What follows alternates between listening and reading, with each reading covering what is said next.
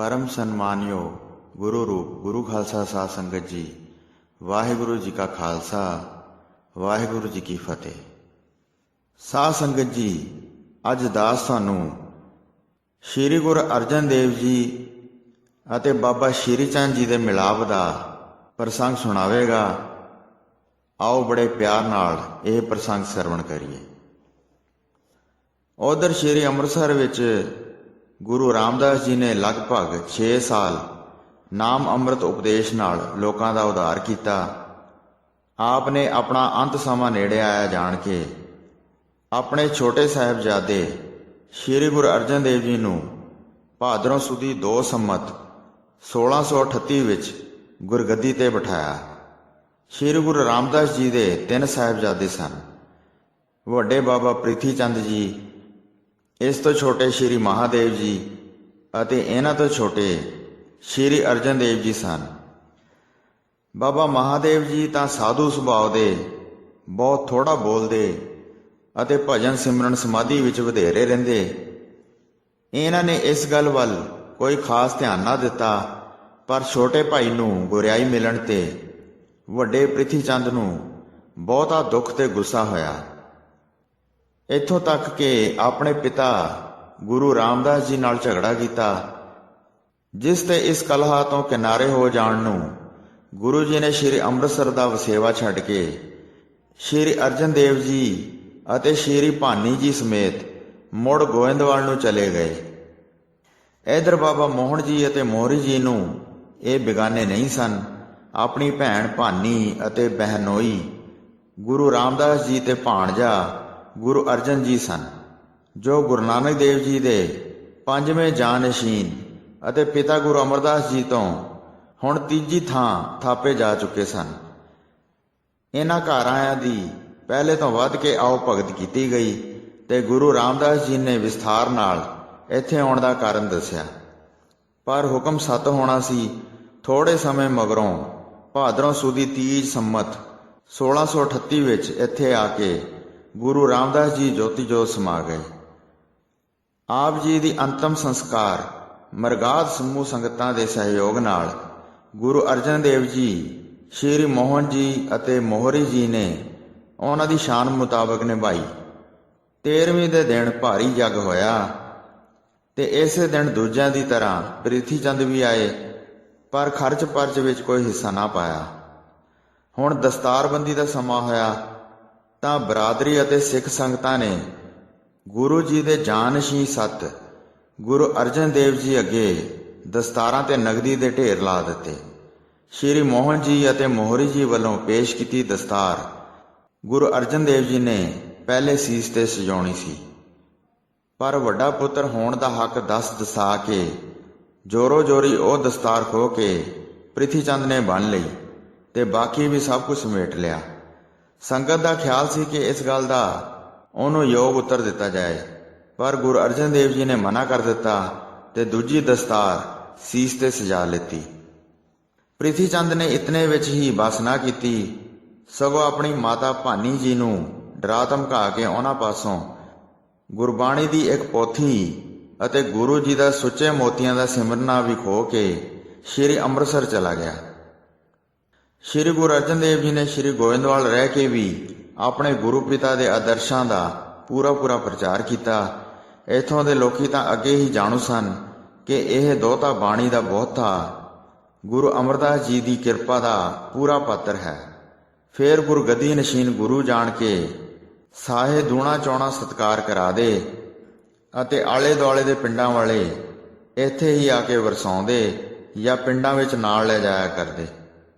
इस तरह नाल गोविंदवाल विच रहिंदे अजे बहुत चिर नहीं होया सी कि आप जी की परम प्यारी माता भानी जी भी परलोक गमन कर गए।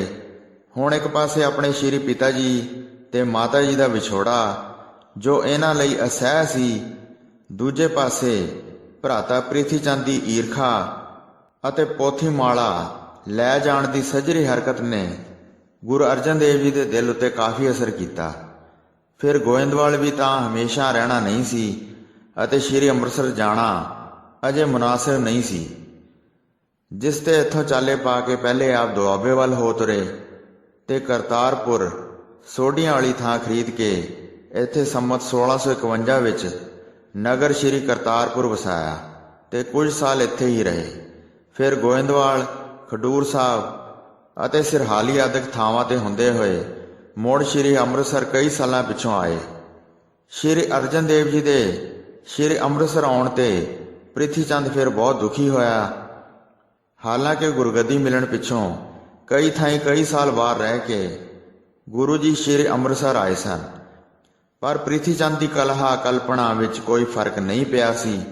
ਇੱਥੇ ਘਰ ਆ ਕੇ ਗੁਰੂ ਅਰਜਨ ਦੇਵ ਜੀ ਨੇ ਹਰ ਹੀਲਾ ਵਰਤਿਆ ਕਿ ਉਹਦੇ ਨਾਲ ਮੇਲ ਬਣ ਜਾਏ ਤੇ ਜੈਸੇ ਉਹ ਰਾਜੀ ਹੋਵੇ ਤਿਵੇਂ ਹੀ ਮਿਲ ਜੁਲ ਕੇ ਅੱਗੇ ਨੂੰ ਰਹੀਏ, ਪਰ ਕੋਈ ਸਫਲਤਾ ਨਾ ਹੋਈ, ਜਿਸ ਤੇ ਇੱਥੇ ਆ ਕੇ ਵੀ ਗੁਰੂ ਜੀ ਉਪਰਾਮ ਚਿਤ ਹੀ ਰਿਹਾ ਕਰਦੇ। ਇੱਥੇ ਅੰਮ੍ਰਿਤਸਰ ਆ ਕੇ ਇਹ ਵੀ ਸੁਣਿਆ ਕਿ ਇਹਨਾਂ ਦਾ ਭਤੀਜਾ ਮਿਹਰਬਾਨ ਆਪਣੀ ਤੇ ਆਪਣੇ ਪਿਤਾ ਦੀ ਰਚੀ ਮਨ ਘੜਤ ਕਵਿਤਾ ਦੇ ਨਾਲ ਅਖੀਰ ਨਾਨਕ ਨਾਮ ਜੋੜ ਕੇ ਲੋਕਾਂ ਪਾਸੋਂ ਸ਼ਬਦ ਪੜ੍ਹਾ ਰਿਹਾ ਹੈ। ਇਹੋ ਜਿਹਾ ਸ਼ਬਦ ਇੱਕ ਦਿਨ ਹਜ਼ੂਰੀ ਵਿੱਚ ਇੱਕ ਰਬਾਬੀ ਨੇ ਆ ਕੇ ਪੜ੍ਹਿਆ, ਜੋ ਕਿ ਗੁਰੂ ਆਸ਼ੇ ਵਿਰੁੱਧ ਸੀ ਅਤੇ ਗੁਰੂ ਸਿਧਾਂਤਾਂ ਤੋਂ ਕੋਹਾਂ ਦੂਰ ਸੀ। ਹੁਣ ਆਪ ਜੀ ਨੂੰ ਪੂਰਾ ਯਕੀਨ ਹੋ ਜਾਣ ਕਰਕੇ ਦੁੱਖ ਹੋਇਆ ਤੇ ਸੋਚਿਆ ਕਿ ਹੁਣੇ ਜੇਕਰ ਇਸ ਗੱਲ ਨੂੰ ਰੋਕਣ ਦਾ ਕੋਈ ਹਿੱਲਾ ਨਾ ਕੀਤਾ ਤਾਂ ਸਮਾਂ ਪਾ ਕੇ ਗੁਰੂ ਨਾਨਕ ਦੇਵ ਜੀ ਅਤੇ ਬਾਕੀ ਸਤਿਗੁਰਾਂ ਦੀ ਅਸਲ ਬਾਣੀ ਤੇ ਗੁਰਮਤਿ ਸਿਧਾਂਤਾਂ ਦੀ ਜਾਣ ਪਛਾਣ ਮੁਸ਼ਕਲ ਹੋ ਜਾਏਗੀ। ਇਸ ਖਿਆਲ ਵਿੱਚ ਆਪ ਜੀ ਨੂੰ ਸ੍ਰੀ ਗੁਰੂ ਗ੍ਰੰਥ ਸਾਹਿਬ ਰਚਣ ਦਾ ਸੰਕਲਪ ਹੋਇਆ ਤਾਂ ਬਾਬਾ ਸ਼੍ਰੀ ਚੰਦ ਜੀ ਪਾਸੋਂ ਗੁਰੂ ਨਾਨਕ ਜੀ ਦੀ ਸੰਭਾਲ ਰੱਖੀ ਸ੍ਰੀ ਮੁੱਖ ਗੁਰਬਾਣੀ ਦੇ ਲੈਣ ਨੂੰ ਅਤੇ ਇਸ ਸ਼ੁਭ ਸੰਕਲਪ ਦੀ ਸਫਲਤਾ ਲਈ ਅਸੀਸਾਂ ਪਾਉਣ ਨੂੰ ਸ੍ਰੀ ਗੁਰੂ ਅਰਜਨ ਦੇਵ ਜੀ ਨੇ ਆਪ ਪਾਠ ਨੂੰ ਚਾਲੇ ਪਾ ਦਿੱਤੇ। ਸ੍ਰੀ ਅੰਮ੍ਰਿਤਸਰ ਤੋਂ ਚੱਲ ਕੇ ਪਹਿਲਾ ਮੁਕਾਮ ਗੁਰੂ ਜੀ ਨੇ ਸਹਿੰਸਰੇ ਕੀਤਾ, ਫਿਰ ਅਨੇਕਪੁਰ ਤੇ ਇੱਥੋਂ ਡੇਰਾ ਬਾਬਾ ਨਾਨਕ ਆਏ। ਇੱਥੇ ਦਰਸ਼ਨ ਇਸ਼ਨਾਨ ਕਰਕੇ ਪ੍ਰਸ਼ਾਦ ਚੜਾਏ ਤੇ ਫਿਰ ਸੰਮਤ 1655 ਵਿੱਚ ਆਪ ਜੀ ਨੇ ਬਾਠ ਜਾ ਕੇ ਬਾਬਾ ਸ਼੍ਰੀ ਚੰਦ ਜੀ ਦੇ ਦਰਸ਼ਨ ਕੀਤੇ। ਗੁਰਗੱਦੀ ਵੱਲੋਂ 500 ਰੁਪਏ ਨਗਦੀ ਤੇ ਬਸਤਰਾਂ ਦੀ ਭੇਟਾ ਸਦਾ ਜਾਇਆ ਕਰਦੀ ਸੀ। ਉਹ ਆਪ ਗੁਰੂ ਜੀ ਨੇ ਬਾਬਾ ਸ਼੍ਰੀ ਚੰਦ ਜੀ ਅੱਗੇ ਧਰ ਕੇ ਨਮਸਕਾਰ ਕੀਤੀ ਤੇ ਬਾਬਾ ਸ਼੍ਰੀ ਚੰਦ ਜੀ ਦੀ ਅਸੀਸ ਪਾਈ। ਉਮਰ ਕਰਕੇ ਗੁਰੂ ਅਰਜਨ ਦੇਵ ਜੀ ਇਸ ਵੇਲੇ 45 ਸਾਲਾਂ ਦੇ ਸਨ, ਕਿਉਂਕਿ ਸਨ 1610 ਵਿੱਚ ਆਪ ਦਾ ਜਨਮ ਹੋਇਆ ਸੀ ਤੇ ਬਾਬਾ ਸ਼੍ਰੀ ਚੰਦ ਜੀ ਇਸ ਵੇਲੇ 104 ਬਰਸ ਦੇ ਹੋ ਚੁੱਕੇ ਸਨ। ਇਹ ਕਿਤਨੀ ਵੱਡੀ ਉਮਰ ਸੀ, ਪਰ ਬਾਲ ਜਤੀ ਅਤੇ ਤਪ ਤੇਜ ਦੇ ਬਲ ਨਾਲ ਮਾਨੋ ਅਜੇ ਜਵਾਨ ਹੀ ਦਿਸਦੇ ਸਨ। ਫਿਰ ਵੀ ਗੁਰੂ ਜੀ ਤੋਂ ਉਮਰ ਕਰਕੇ ਬਾਬਾ ਜੀ 49 ਸਾਲ ਹੋਰ ਵੱਡੇ ਸਨ। ਸ਼੍ਰੀ ਚੰਦ ਪ੍ਰਕਾਸ਼ ਤੇ ਆਏ 60 ਦੋਹਰਾ 63 ਵਿੱਚ ਲਿਖਿਆ ਹੈ ਕਿ ਬਾਬਾ ਸ਼੍ਰੀ ਚੰਦ ਜੀ ਨੂੰ ਨਮਸਕਾਰ ਕਰਨ ਵੇਲੇ ਆਪਣੇ ਪੂਜ ਪਿਤਾ ਗੁਰੂ ਰਾਮਦਾਸ ਜੀ ਦੇ ਰੀਸੇ ਇਹਨਾਂ ਨੇ ਵੀ ਆਪਣੇ ਦਾੜੇ ਨਾਲ ਬਾਬਾ ਜੀ ਦੇ ਚਰਨ ਝਾੜੇ ਸਨ। ਇਹਨਾਂ ਦੀ ਨਿਮਰਤਾ ਅਤੇ ਸੁਚੱਜਤਾ ਉੱਤੇ ਬਾਬਾ ਜੀ ਬਹੁਤ ਖੁਸ਼ ਹੋਏ ਤੇ ਅਸੀਸਾਂ ਦਿੱਤੀਆਂ। ਗੁਰੂ ਅਰਜਨ ਦੇਵ ਜੀ ਇਸ ਵੇਲੇ ਬਾਬਾ ਸ਼੍ਰੀ ਚੰਦ ਜੀ ਦੇ ਸਨਮੁਖ ਬੈਠੇ ਤੇ ਇਹਨਾਂ ਨੂੰ ਗੁਰੂ ਨਾਨਕ ਸਾਹਿਬ ਦਾ ਵੱਡਾ ਸਾਹਿਬਜ਼ਾਦਾ ਅਤੇ ਆਪਣੇ ਆਪ ਨੂੰ ਗੁਰੂ ਨਾਨਕ ਜੀ ਦਾ ਨਾਦੀ ਸਪੁੱਤਰ ਅਨੁਭਵ ਕਰ ਰਹੇ ਸਨ। ਆਪ ਇਸ ਸੱਚੇ ਰਿਸ਼ਤੇ ਦੀ ਗੰਢ ਵਿੱਚ ਪੱਕੇ ਗੰਢੇ ਅਤੇ ਪ੍ਰੇਮ ਨਾਲ ਭਰੇ ਗਏ ਤਾਂ ਬਾਣੀ ਦੇ ਬੋਹਿਤ ਸਤਿਗੁਰੂ ਜੀ ਨੂੰ ਬਾਣੀ ਉਮੜ ਆਈ। ਉਸੇ ਵੇਲੇ ਸਰੰਜਾ ਵਜਾ ਕੇ ਸੋਰਠ ਦੇ ਮਿੱਠੇ ਰਾਗ ਵਿੱਚ ਅਲਾਪ ਕੇ ਇਹ ਸ਼ਬਦ ਉਚਾਰ ਸੁਣਾਇਆ। ਸੋਰਠ ਮਹੱਲਾ ਪੰਜਵਾਂ। ਏਕ ਪਿਤਾ ਏਕਸ ਕੇ ਹਮ ਬਾਰਕ, ਤੂੰ ਮੇਰਾ ਗੁਰਹਾਈ, ਸੁਣ ਮੀਤਾ ਜਿਉ ਹਮਾਰਾ ਬਲ ਬਲ ਜਾਸੀ, ਹਰ ਦਰਸ਼ਨ ਦੇਹੋ ਦਿਖਾਈ। ਇਉਂ ਆਤਮ ਰੰਗ ਵਿੱਚ ਰੰਗੇ ਹੋਇਆਂ ਜਦ ਸਾਰਾ ਸ਼ਬਦ ਸੁਣਾਇਆ ਤਾਂ ਬਾਬਾ ਜੀ ਮਾਨੋ ਅਲਾਹੀ ਰੰਗ ਵਿੱਚ ਰੰਗੇ ਗਏ। ਆਪ ਜੀ ਦੀ ਸੁਰਤ ਅੰਤਰਾਤਮੇ ਜੁੜ ਗਈ। ਐਸੀ ਅਡੋਲਤਾ ਵਿੱਚ ਇਹਨਾਂ ਨੂੰ ਬੈਠੇ ਵੇਖ ਕੇ ਗੁਰੂ ਜੀ ਨੇ ਹੋਰ ਵੀ ਕਈ ਸ਼ਬਦ ਸੁਣਾਏ, ਜਿਨ੍ਹਾਂ ਵਿੱਚ ਇਹੋ ਜਿਹਾ ਪ੍ਰੇਮ ਭਾਵ ਭਰਿਆ ਹੋਇਆ ਸੀ। ਗੂਜਰੀ ਮਹੱਲਾ ਪੰਜਵਾਂ। ਕਰ ਕਿਰਪਾ ਆਪਣਾ ਦਰਸ ਦੀਜੈ, ਜਸ ਗਾਵੋ ਨਿਸ ਆਰ ਭੌਰ, ਕੇਸ ਸੰਗ ਦਾਸ ਪਗ ਝਾਰੋ, ਇਹ ਮਨੋਰਥ ਮੋਰ। ਇਹ ਪਾਵਨ ਅੰਗ 500 ਤੇ ਸੁਸ਼ੋਭਿਤ ਹੈ। ਇਹਨਾਂ ਪਵਿੱਤਰ ਸ਼ਬਦਾਂ ਦੇ ਭਾਵ ਅਰਥ ਅਤੇ ਰਾਗ ਦੇ ਹੁਲਾਰਿਆਂ ਨੇ ਬਾਬਾ ਸ਼੍ਰੀ ਚੰਦ ਜੀ ਦੀ ਮੂਰਤ ਨੂੰ ਜਿੱਥੇ ਆਕਾਸ਼ੀ ਚੜ੍ਹਾ ਦਿੱਤਾ ਸੀ, ਉੱਥੇ ਪੀਂਘ ਹੁਲਾਰੇ ਦੀ ਵਾਪਸੀ ਵਾਂਗੂ ਹੇਠ ਵੀ ਖਿੱਚ ਲਿਆਂਦਾ। ਸ਼੍ਰੀ ਬਾਬਾ ਜੀ ਦੀ ਆਤਮਾ ਨੇ ਉਕਤ ਸ਼ਬਦਾਂ ਦੇ ਸ਼ੀਸ਼ੇ ਵਿੱਚੋਂ ਗੁਰੂ ਅਰਜਨ ਦੇਵ ਜੀ ਦਾ ਜੋ ਮਹੱਤਵ ਅਨੁਭਵ ਕੀਤਾ, ਉਹ ਅੰਤਰਾਤਮੇ ਅਮਿਟ ਹੋ ਗਿਆ ਸੀ। ਤਦ ਆਪ ਜੀ ਨੇ ਅੱਖਾਂ ਖੋਲੀਆਂ ਅਤੇ ਰਸਨਾ ਰਾਹੀਂ ਇਹ ਅਮੋਲਕ ਬਚਨ ਉਚਾਰੇ।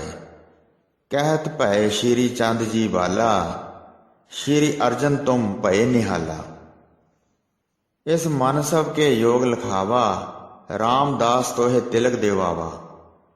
ਉਪਮਾ ਤੁਮਰੀ ਜੈ ਸੁਣਾਈ, ਜਥਾ ਜੋਗ ਸੋ ਅਬ ਲਖ ਪਾਈ। ਕ੍ਰਾਂਤਵਾਨ ਮੁੰਦਰ ਹੈ ਸਰੀਰਾ, ਬੁੱਧ ਵਿਸਾਲ ਮਤ ਕਾ ਧੀਰਾ। ਇਹ ਸ਼੍ਰੀ ਚੰਦ ਪ੍ਰਕਾਸ਼ ਵਿੱਚੋਂ ਲਿਆ ਗਿਆ ਹੈ। ਇਹਨਾਂ ਸ਼ਬਦਾਂ ਨਾਲ ਬਾਬਾ ਜੀ ਨੇ ਗੁਰੂ ਜੀ ਨੂੰ ਅਸੀਸਾਂ ਦਿੱਤੀਆਂ। ਫਿਰ ਬਾਬਾ ਧਰਮਚੰਦ ਜੀ ਨੂੰ ਆਖ ਕੇ ਹਰ ਤਰ੍ਹਾਂ ਦੀ ਸੇਵਾ ਸੰਭਾਲ ਦੀ ਤਾਕੀਦ ਕੀਤੀ। ਇਸ ਤਰ੍ਹਾਂ ਸ੍ਰੀ ਗੁਰੂ ਅਰਜਨ ਦੇਵ ਸਾਹਿਬ ਜੀ ਮਹਾਰਾਜ ਜੀ ਨੇ ਬਾਬਾ ਸ਼੍ਰੀ ਚੰਦ ਜੀ ਦੇ ਦਰਸ਼ਨ ਕਰਕੇ ਉਹਨਾਂ ਤੋਂ ਅਸੀਸਾਂ ਪ੍ਰਾਪਤ ਕੀਤੀਆਂ। ਵਾਹਿਗੁਰੂ ਜੀ ਕਾ ਖਾਲਸਾ, ਵਾਹਿਗੁਰੂ ਜੀ ਕੀ ਫਤਿਹ।